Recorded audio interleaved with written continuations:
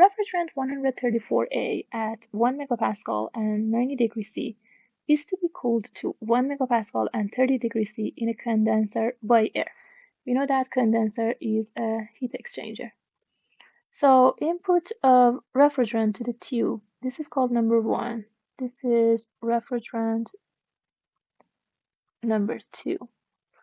The air enters at 100 kilopascal and 27 degrees C with a volume flow rate of 600 meter cube per minute and leaves at 95 kilopascal and 60 degrees C. So this is called number 3, and this is air, which is called number 4. Determine the mass flow rate of the refrigerant. We are interested in m dot of refrigerant.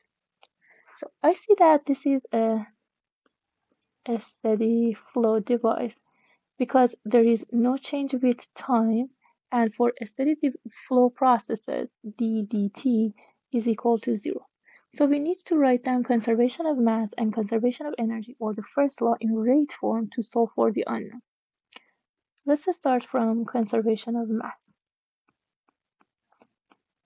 dmdt is equal to sum of m dot in minus sum of m dot out. For a steady flow process, left-hand side is equal to 0, so sum of m dot in is equal to sum of m dot out. And I need to write down conservation of mass for both the refrigerant and the air.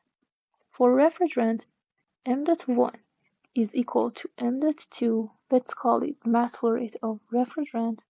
For air, m dot 3 is equal to m dot 4, and let's call it mass flow rate of air. Then, first law of thermodynamics, or conservation of energy. E dot in is equal to E dot out. And I see that there is no heat input or output. I'm going to take the entire condenser as my system. And we know that heat exchangers are typically insulated. So this is going to be our system. So there is no heat input or output. There is in rate form. There is no work interactions. And I'm going to assume that there is no change in kinetic energy and potential energy. So first law will be sum of m dot in h in is equal to sum of m dot out h out. So left hand side, what gets to the condenser? Mass flow rate of refrigerant, h of refrigerant, plus mass flow rate of air times h of air that gets to the condenser is equal to mass flow rate of refrigerant times h of refrigerant that gets out plus mass flow rate of air times enthalpy of air that gets out. I'm going to put all the information about refrigerant to the left-hand side and all the information about air to the right-hand side. So m dot r times h1 minus h2 for refrigerant is equal to m dot of air times h4 minus h3. And we are interested in mass flow rate for refrigerant. So m dot r is equal to mass flow rate of air times h4 minus h3 divided by h1 minus h2. So how can we determine mass flow rate for air? We know that air is an ideal gas, so it obeys the ideal gas law. PV equal to mRT, or PV dot equal to m dot r with t, m dot r times t. We are interested in mass flow rate of air. So let's rewrite it for air. PV dot divided by gas constant for air times temperature.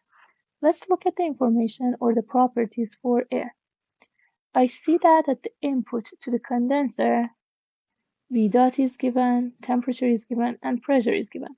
So I'm going to use these properties to solve for mass flow rate of air. So pressure at 3 times, at 3 times V dot 3 divided by gas constant for air times temperature at 3. Pressure is 100 kilopascal. Volume flow rate is 600 meter cubed per minute. Gas constant for air, I can read it from table A, 1.287 kilopascal meter cubed divided by kilogram Kelvin times temperature, which is 27 degrees C, and it has to be absolute temperature. 27 plus 273 in Kelvin.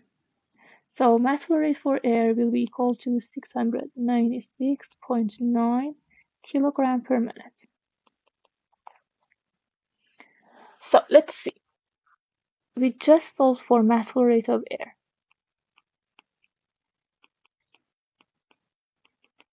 How about the enthalpy for air? H4 minus H3. We know that for air or for ideal gases, delta H is equal to Cp times delta T. So numerator will be m dot air times Cp times T4 minus T3 divided by H1 minus H2. Cp, the number for Cp, I can read it from table A2 for air. 1.005 kilojoule per kilogram Kelvin or kilojoule per kilogram degree C from table A2. And T4 is given, T4 is 60 degrees C, T3 is 27 degrees C. So this is 60 and this is 27 degrees C. What do we know about enthalpy of refrigerant at inlet and outlet from the condenser? So we need to find them from the table. Refrigerant input to the condenser. Pressure and temperature are both given. Pressure is 1 megapascal and temperature is 90 degrees C. So we need to determine the state. Saturated mixture tables serve as a reference for us. So I'm going to go to table A12, pressure table for refrigerant. At 1 megapascal, I'm going to read Tsat, 1 megapascal or 1000 kilopascal. The number is 39.37 degrees C.